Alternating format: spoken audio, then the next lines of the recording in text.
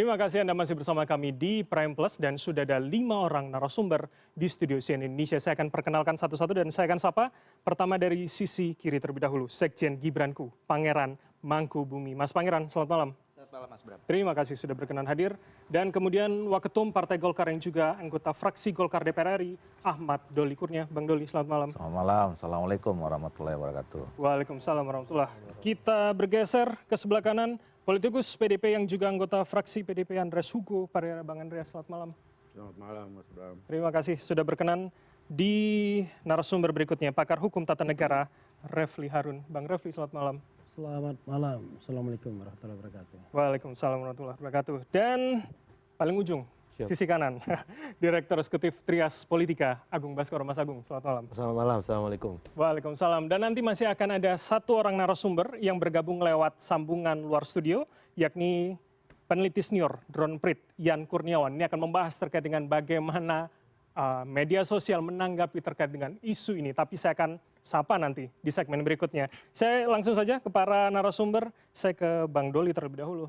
Bang Doli, Anda sudah banyak sekali berbicara di banyak media terkait hal ini. Anda mengatakan masa reses tinggal seminggu, ketika masuk ini tidak akan berjalan nanti. Prediksi Anda?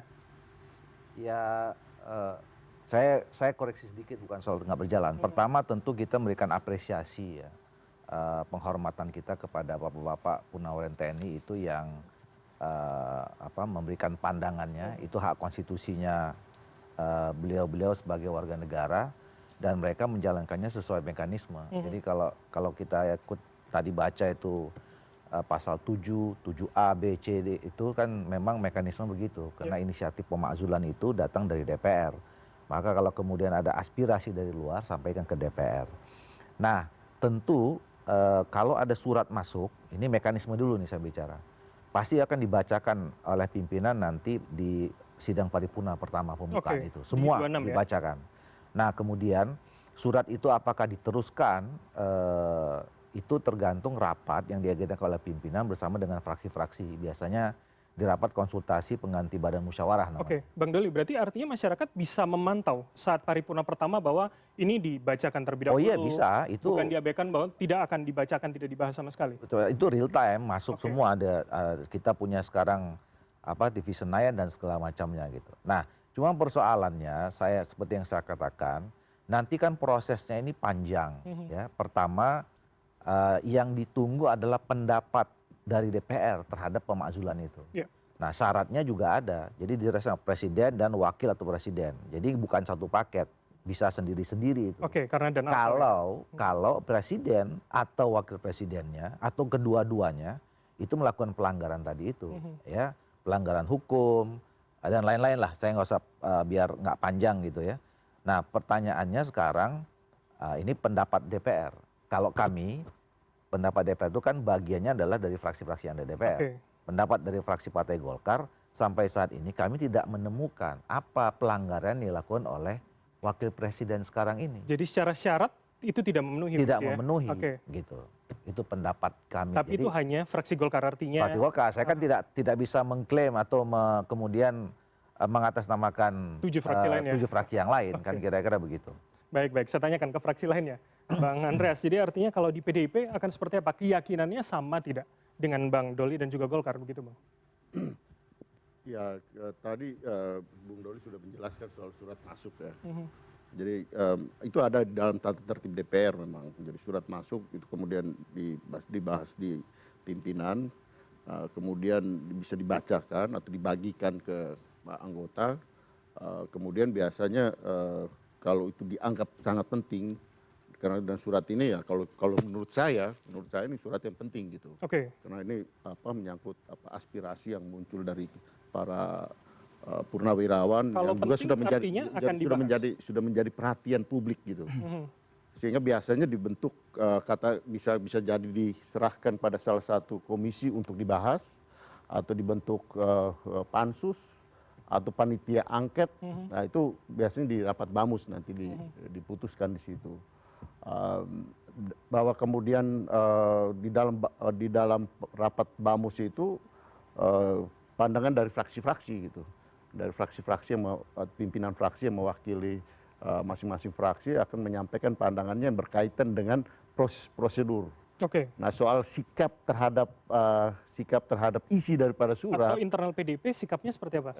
sampai sekarang kami belum ada draft. Karena saya baru pulang juga dari daerah, kami masih baru selesai reses, jadi belum ada pembahasan secara resmi di fraksi yang berkaitan dengan isi ya. Kalau tadi saya bicara soal prosedur, tapi berkaitan dengan isi.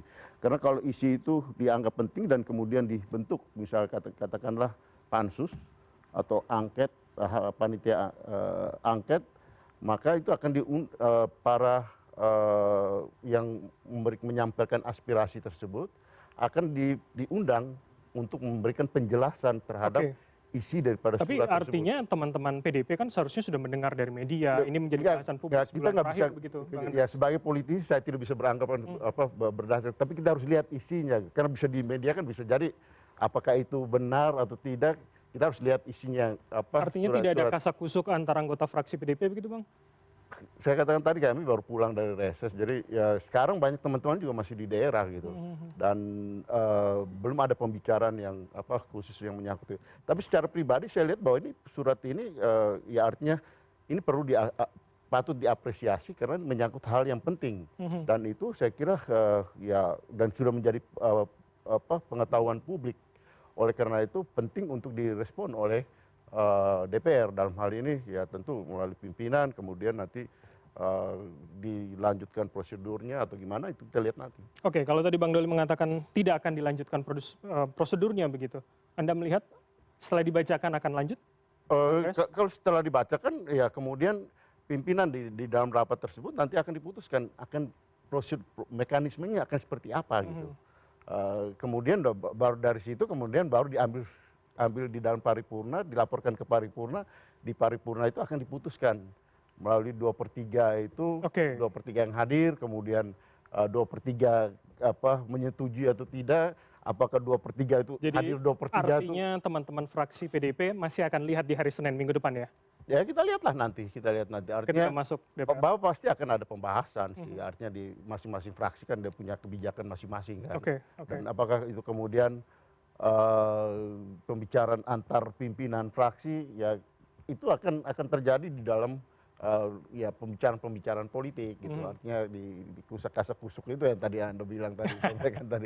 Tapi itu biasa di politik, itu hal yang biasa. Oke, saya ke Mas Agung dulu. Saya ingin menebak proyeksi Anda. Jadi kasak-kusuknya itu benar nunggu tanggal 23 setelah semua berkumpul kembali lagi di gedung parlemen, atau sebetulnya sekarang ketika lagi reses ini sebenarnya kasak-kusuk sudah dimulai, Mas? Iya, sebenarnya kasak-kusuk bisa dimulai kapan aja karena ini politik dinamis kan. Cuman saya melihat ketika ada komposisi sebagai pengantar tadi, saya teringat pepatah, layu sebelum berkembang kalau secara kuantitatif. Artinya tapi secara jumlah? Iya, bicara jumlah, bicara proporsi komposisi di DPR ya kita nggak harus realistis. Ini layu sebelum berkembang kalau prosesnya sedemikian jelimet, rumit dan seterusnya. Walaupun sederhana, tinggal ngumpuli para veto player, ketum-ketum itu selesai. Tapi kan nggak sesederhana itu hari ini kondisi politik kita. Itu satu. Yang kedua, secara publik ini alon-alon waton kelakon. Pelan-pelan tapi pasti nih barang. Artinya apa? Sejarah pemakzulan itu walaupun hanya ditujukan kepada presiden dan sekarang wakil presiden kan baru nih, unik anomali gitu. Selalu ada prakondisi. Zaman Pak Karno sama Pak Harto ada situasi ekonomi yang sangat memburuk sehingga momen itu muncul dengan kaitannya secara politik. Kemudian di masa Pak Habibie sebenarnya semi pemakzulan karena ada prakondisi, beliau dianggap masih residu dari Pak Harto.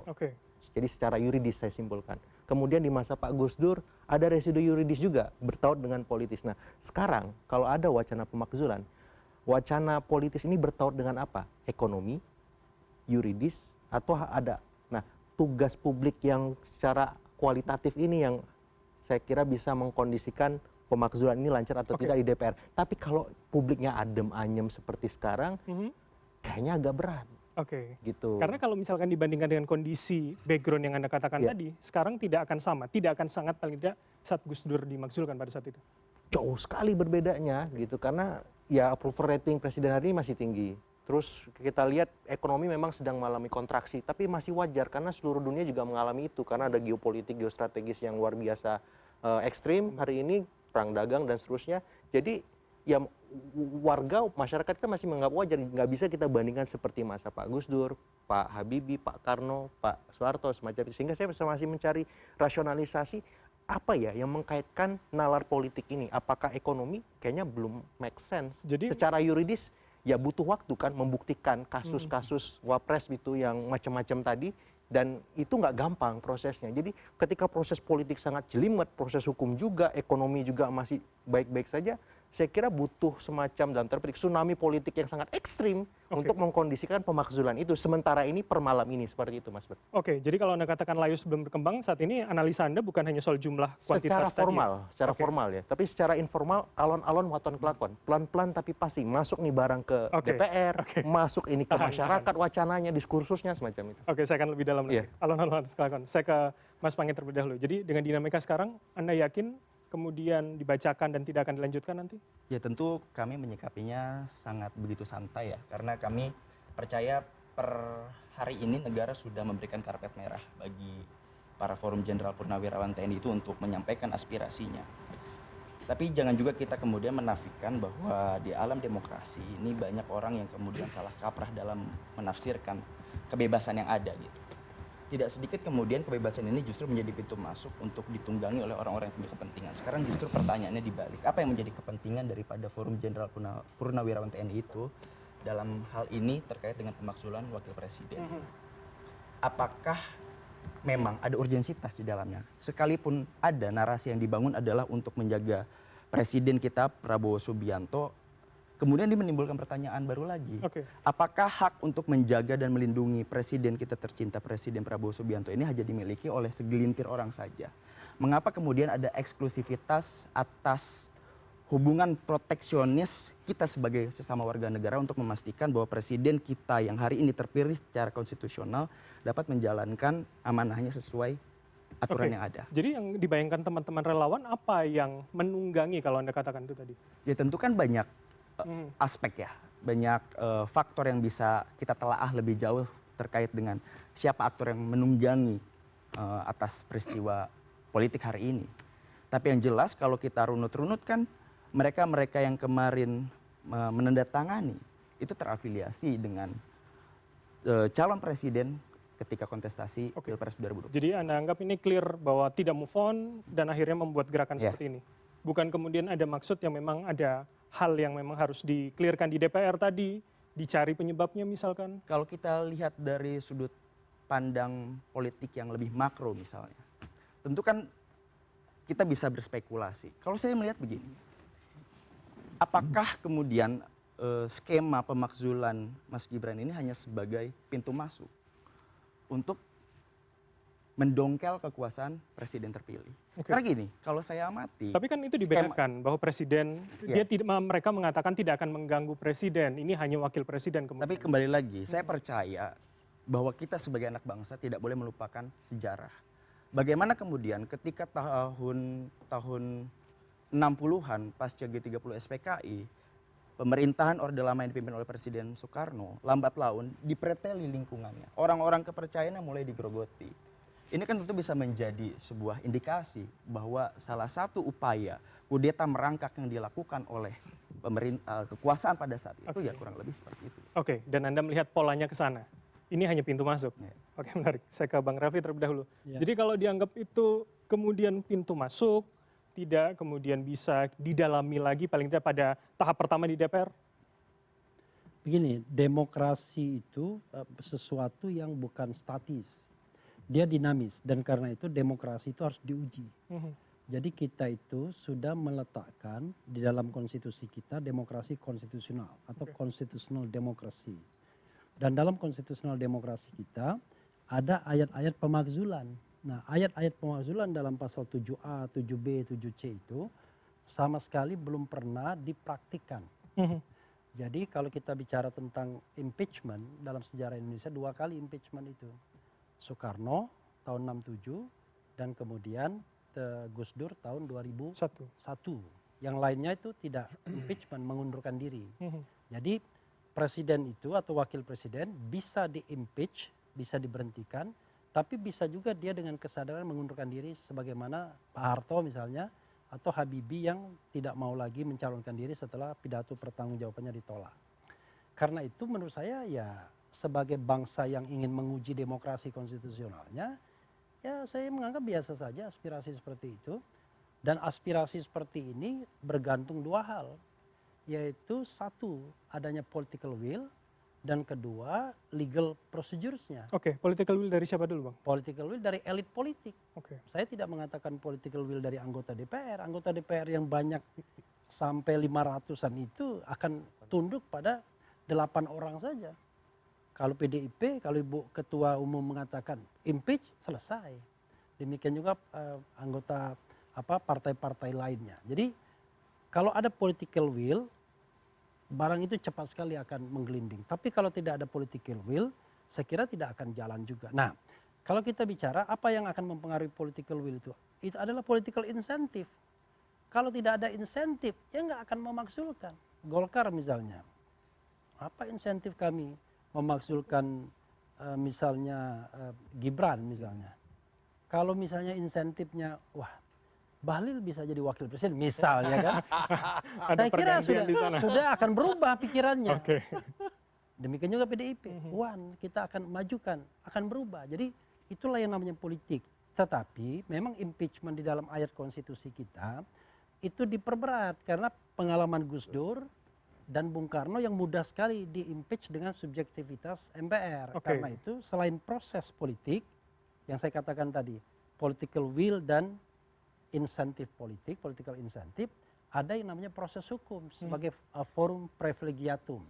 Jadi jangan salah, wah Gibran di mana korupsinya? Ya nanti dibuktikannya, yaitu di penggunaan hak angket DPR kalau membentuk panitia angket, lalu ke MK. Oke. Karena MK itulah putusan yang first, final, and binding. Tidak memerlukan putusan pengadilan negeri, pengadilan tinggi, atau proses di KPK, proses di polisi. Itu sesuatu pemikiran yang keliru karena ini untuk jabatan presiden dan wakil presiden. Oke. Tetapi bayangan saya, ini kuncinya di Prabowo sendiri, Prabowo Subianto. Kalau Prabowo mau menginginkan itu, maka at any time bisa jelas barang ini. Tetapi kalau Prabowo tidak menginginkan ini, nggak akan pernah terjadi. Nah, Prabowo menginginkan ini atau tidak, sekali lagi tergantung his political will dan political incentive tadi, insentif politiknya. Misal ya, kalau sekarang saya menganggap Prabowo menganggap, aduh, ini mungkin bukan prioritas saya hari ini. Tapi setahun lagi, 2 tahun lagi, bisa jadi ada eskalasi, ada pertengkaran, ada koalisi yang sudah retak dan lain sebagainya. Kan beliau-beliau ini juga nanti bingung kan? Oke. Jadi kalau saya harus pilih Jokowi atau pilih Prabowo. Sekarang ini pendukung gitu Jokowi sama Prabowo itu terus ingin membuat mereka itu seperti duit tunggal, ya kan? Jadi duit tunggal itu bukan dengan Prabowo Gibran, tapi Prabowo Jokowi. Oke. Nah, kalau seandainya retak hubungan mereka ini karena sebab tertentu, maka saya kira eskalasi untuk impeachment terhadap Gibran itu akan cepat. Dan hari ini itu belum ya? Berarti menurut Anda Hari ya? ini paling Dengan tidak kondisi saat hari saya ini. duduk di sini belum, entah kalau besok pagi. Kan politik kan atau minggu depan ketika atau minggu resesnya depan selesai. kan begitu. Saya ke Bang Doli dulu. Jadi gitu Bang, tidak ada political incentive katanya. Jadi memang ya adem ayem aja hari ini. Kecuali Bahlil tadi. Ya saya kira betul ya memang bahwa impeachment atau pemakzulan itu turunan definisinya adalah gerakan, proses dan keputusan politik, gitu, ya kan? Dan apalagi kita melihat pengalaman-pengalaman sebelumnya, kan memang semuanya, ya itu tadi kalau Pak Prof mengatakan ada 2 presiden yang jatuh berdasarkan subjektivitas politik MPR pada saat itu kan keputusan politik, gerakan politik yang dilakukan. Betul. Nah, karena berdasarkan pengalaman itulah maka kemudian kita buat dalam konstitusi yang baru itu nggak mudah. Nah, kenapa juga nggak mudah? Karena memang proses mereka sampai kepada menjadi presiden dan wakil presiden itu juga proses politiknya juga panjang dan kemudian sudah terlegitimasi secara hukum, secara politik dan secara sosial. Ya, makanya mereka terpilih. Maka jangan sembarangan karena nanti itu akan juga menimbulkan kontraksi politik kalau kemudian gerakan politik tanpa ada aturan tanpa tertib konstitusi itu. Kalau impeachment disetujui sudah pasti kontraksi. Nah, makanya justru itu. Artinya menurut Anda terlalu besar bayarannya untuk itu. Makanya iya, jadi artinya gini, ketika kita waktu yang besar. Situasi sekarang ini kan kita juga dalam situasi yang tidak baik-baik saja juga. Satu misalnya ya, proses cukup panjang. Oke. Misalnya DPR ya, Ini panjang lagi. Jadi kalau ditulis itu aja bacanya udah panjang tuh, apalagi melakukannya. Iya kan? Pendapat dulu DPR. Nah ini diminta dulu nih pendapat-pendapat masing-masing fraksi. Kalau setuju itu kan dirapatkan lagi, dibuktikan lagi dulu di kesalahannya di DPR menjadi pendapat DPR, kemudian diuji di Mahkamah Konstitusi, ya kan? Nah di Mahkamah Konstitusi ada lagi pasti bukan ada proses hukum aja, ada politiknya lagi nanti pasti di situ, ya kan?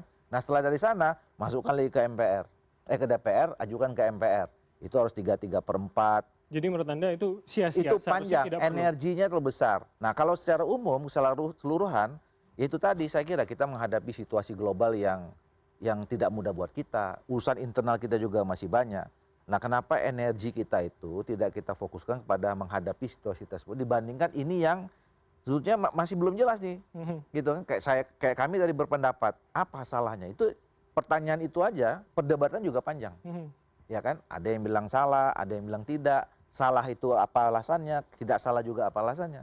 Jadi energi terlalu besar. Oke, menurut Anda terlalu besar dan tidak perlu sekarang ya, begitu ya? Saya bisa Enggak, bukan sekarang, kecuali kalau nanti ditemukan.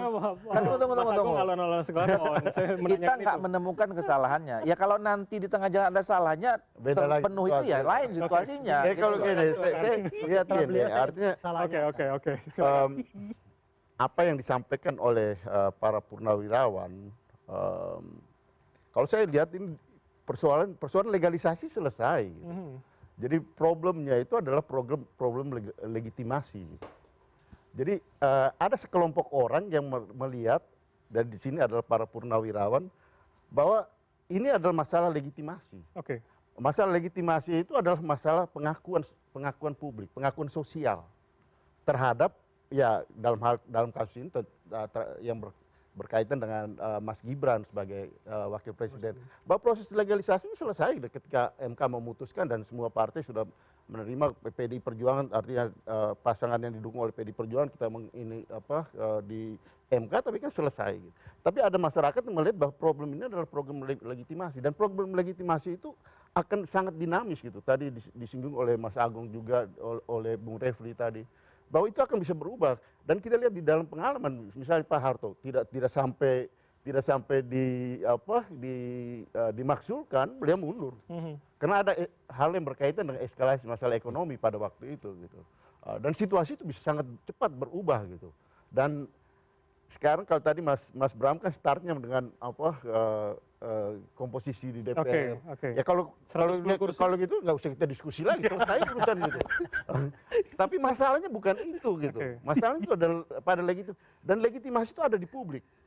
Nah sekarang kalau misalnya publik melihat bahwa ini masalah penting dan masalah harus kita ini dan bergerak ke DPR, saya tidak mengajak orang untuk melakukan demonstrasi rame-rame, tapi kalau mereka merasa ini kepentingan mereka gitu. Jadi menurut Anda ketika tidak berjalan dengan setelah pembahasan nanti setelah dibacakan, itu akan mengecewakan publik? Partai pasti akan ikut kalau publik bergerak. Itu kan kejadian ya, misalnya ketika undang-undang pilkada kemarin kan kita dibalik kan waktu itu. Ya apa yang sudah diputuskan ketika publik bergerak selesai urusan. Jadi masalah ini menurut saya, yang saya lihat adalah masalah legitimasi, dan legitimasi itu menyangkut masalah sosiologi, masalah politik gitu, pengakuan dari publik terhadap peristiwa ini, terhadap kasus ini gitu, dan itu akan bisa berubah sangat cepat gitu, dan dia bisa mengabaikan semua prosedur yang ada. Dan akan dilompati gitu. Jadi kalau kata Bang Refli political will tadi ya, sekali aja semua bahasanya, kalau bahasanya Bung Refli tadi kan political will gitu. Saya bicara ini lebih sebagai ini, artinya orang yang melihat secara politis gitu. Dari bahwa ini ada aspek prosedurnya betul gitu. Itu prosedur itu yang seperti Bung Doli sampaikan, kalau situasi itu berjalan linier, normal gitu. Tapi kalau situasi ini berubah dan itu menyangkut legitimasi orang, oh benar juga ternyata kawan ini ya apakah masih bisa kita harapkan gitu. Artinya muncul ada perasaan publik gitu. Dari di situ kan akan muncul bonding. Dan di situ akan berubah secara cepat. Akan berubah drastis begitu ya. Sekarang Bang Refli. Jadi artinya menurut Anda tadi ada yang salah? Gini, kan ditanya apa yang salah. Jadi gini, salah atau tidaknya itu nanti bergantung kepada proses di DPR dan proses di MK. Tetapi kita gunakan dulu dalil yang dikemukakan oleh Forum Purnawirawan ini. Jadi Forum Purnawirawan itu mendalilkan beberapa hal yang bisa dikaitkan dengan article of impeachment. Kan article of impeachment itu dibagi 3 secara garis besar. Melakukan pelanggaran hukum berat seperti korupsi, penyuapan, pengkhianatan terhadap negara, dan tindak pidana berat lainnya, melakukan perbuatan tercela, dan kemudian tidak lagi memenuhi syarat. Oke. 3 kelompok besar itu. Forum Purnawirawan TNI itu mengatakan misalnya soal korupsi, bahwa Jokowi Ada dan dugaan. anak-anak Jokowi ada dugaan menerima dana modal Ventura sebesar 100 miliar Oke. misalnya. Nah itu dugaan hipotesis yang diajukan. Ya, satu. Soal nanti apakah DPR tertarik untuk membentuk pansus atau tidak ya untuk angket, itu soal lain. Itu yang saya kira tadi political will, ada trigger politiknya atau tidak. Kemudian Purnawirawan ini mengatakan juga soal fufu fafa, ada di situ kan. Ya. Maka apakah ini masuk kualitas sebagai perbuatan tercela? Bukan hanya soal isinya apa fufu fafa itu, tapi juga soal bahwa sampai hari ini Gibran tidak mengakui bahwa itu adalah akun miliknya, kan gitu. Nah, apakah benar atau tidak? Nanti inquiry DPR akan membuktikan apakah ini benar milik Gibran dan Gibran tidak mengakuinya sehingga masuk article of impeachment perbuatan tercela. Lalu soal apa lagi yang dipermasalahkan? Soal kapasitas dan etika. Berarti masuk soal persyaratan bahwa menjadi presiden dan atau wakil presiden itu harus memiliki kemampuan jasmani dan rohani. Jasmani mungkin tidak ada masalah, rohani itu kemampuan intelektual dan lain sebagainya dan lain sebagainya. Nah, itu juga nanti dilihat apakah dengan sudah menjabat 6 sampai 8 bulan ini wakil presiden itu menunjukkan bahwa dia memiliki kemampuan untuk memimpin sebagai orang nomor 2. Jadi Nah, penilaiannya biarkan itu proses ini berjalan. bukan Publik lihat. biarkan, maksud saya alasan itu sudah dikonstruksikan oleh Purnawirawan. Cuma apakah jualannya ini mau dibeli oleh DPR atau enggak, itu soalnya. Oke. Karena kalau terbukti atau tidaknya alasan itu nanti proses inquiry di DPR, kalau dia menerima misalnya pembentukan hak angket untuk melakukan penyelidikan, lalu kemudian masuk hak menyatakan pendapat di MK. Kalau DPR yes, MK yes, ya selesai. Tapi untuk DPR yes kan saya katakan bukan bergantung pada 500 orang. Bergantung pada 8 orang saja. Masing-masing. Ketua-ketua umum partai yang ada di DPR. Nah, Baik. kalau di MK bergantung pada 9 orang. Tapi tidak harus 9, 5 juga cukup.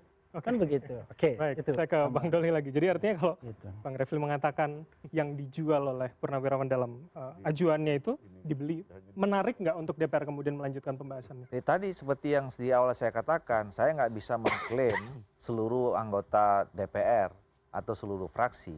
Saya cuma mengatakan bahwa fraksi Golkar kita pendekatannya legal formal saja. Yang ada di konstitusi tadi, pelanggaran hukum ya berupa pengkhianatan terhadap negara, korupsi, suap, ya kemudian perbuatan tercela dan tidak lagi memenuhi syarat menjadi presiden atau wakil presiden. Kami melihat apa yang diajukan oleh Purnawirawan itu pendapat fraksi Partai Golkar DPR semua itu belum memenuhi syarat untuk pemazulan wakil presiden. Saat ini Tapi ya, artinya prosesnya berjalan, pembuktiannya nanti itu akan menurut Anda ya tidak akan tergantung dari keputusan politik semua fraksi yang ada di DPR. Boleh tanya nggak? Itu fraksi Golkar atau pendapat Doli seorang? Fraksi Golkar. Oh, Golkar. Udah resmi ya? Iya, clear enggak. internal Udah dibahas resmi ya? gitu ya Bang Doli ya? Fraksi Golkar. Saya bilang ada fraksi Golkar. Oke. Yang Oke. penting itu resmi Iya, sudah. iya. Jangan kata Doli sendiri. Enggak, Oke. gitu loh. Nah, cuman kan tadi gini, kalau misalnya tadi bicara tentang peta apa namanya itu, Komposisi itu ya 110 kita ini kan kursi. bagian dari koalisi Indonesia Maju, gitu kan. Nah, tadi tergantung tadi ini apa namanya nih, 8. political will Pak Prabowo. Ya. Oke. Gitu. Kami kan sekarang ketua Makanya kalau lihat ini kan Ketua- sambil senyum-senyum ketawa. ketua koalisi apa namanya Indonesia Maju Plus ini kan Plus. Pak Pak Prabowo. Prabowo, oke. Gitu loh. Nah, Menurut tapi Anda saya nggak akan- berani mengatakan tidak boleh juga mengklaim bahwa yang lain seperti kami bicara tentang fraksi kami saja, pendapat fraksi kami. Oke, atau jangan-jangan di koalisi Kim Plus itu sudah ada pembahasan itu? Belum. Orang Karena tadi juga kan waktu masuk reses. artinya Bang Hugo aja, Bang Ades aja belum lihat Tapi sebentar suratnya. lagi Kim plus plus itu masuk juga beliau ini. Oh gitu. Tadi saya tanya.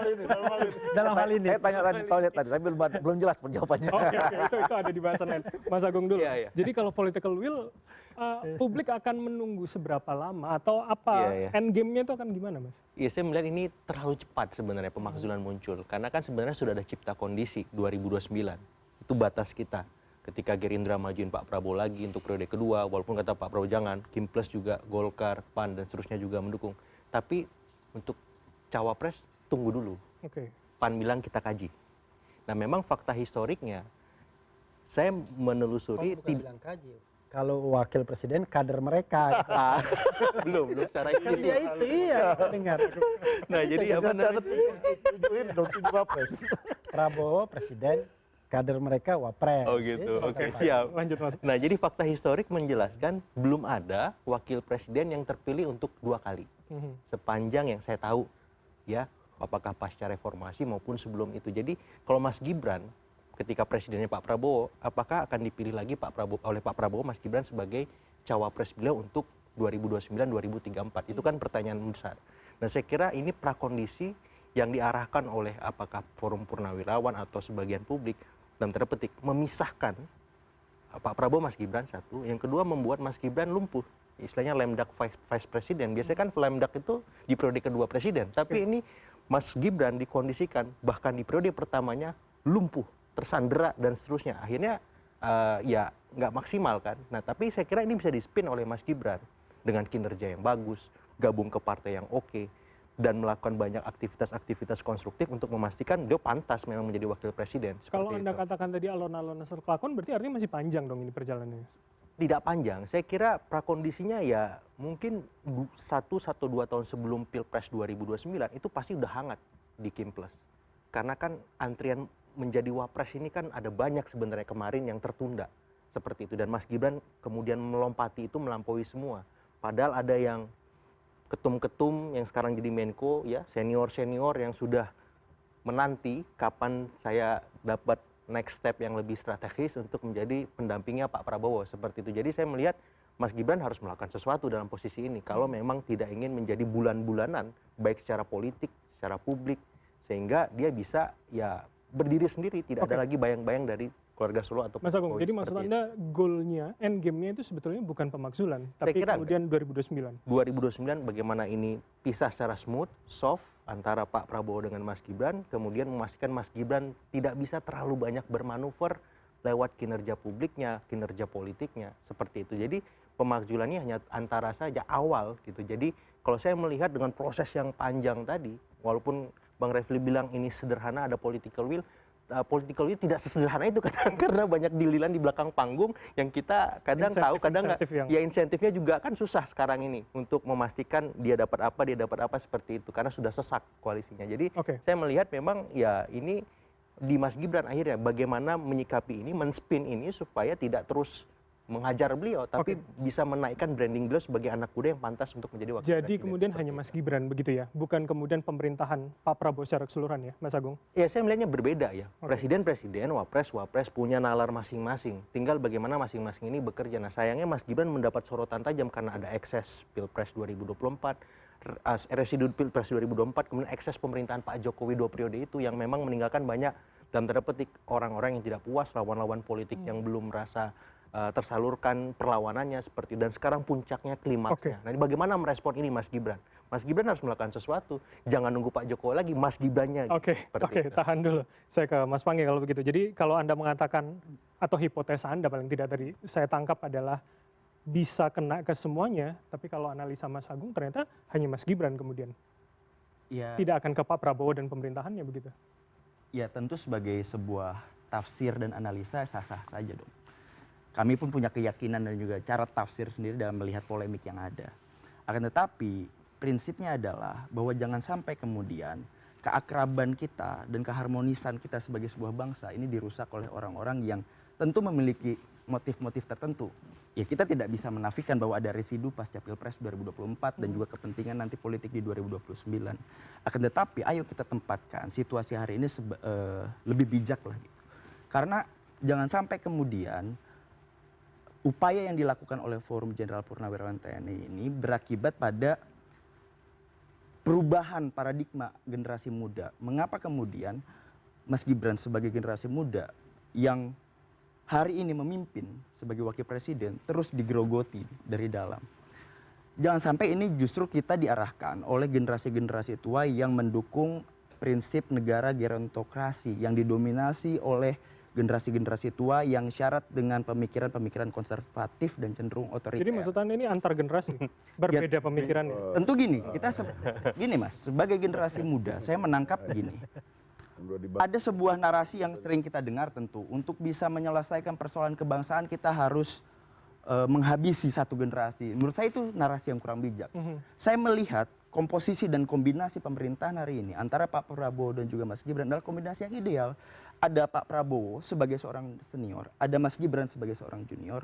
Mari kita kawal kombinasi dua pimpinan, dua anak bangsa terbaik ini sampai dengan 2029 bahwa nanti akan ada perubahan daripada peta politik. Ya, ayo kita kawal pemerintahan dengan baik. Oke. Saya akan melanjutkan di segmen berikutnya. Namun saya akan mengajak Anda terlebih dahulu nanti untuk melihat bagaimana tanggapan warganet, termasuk bagaimana juga hari ini isu ini berjalan dan apakah akan semakin membesar di kemudian hari. Tetaplah bersama kami di Prime Plus.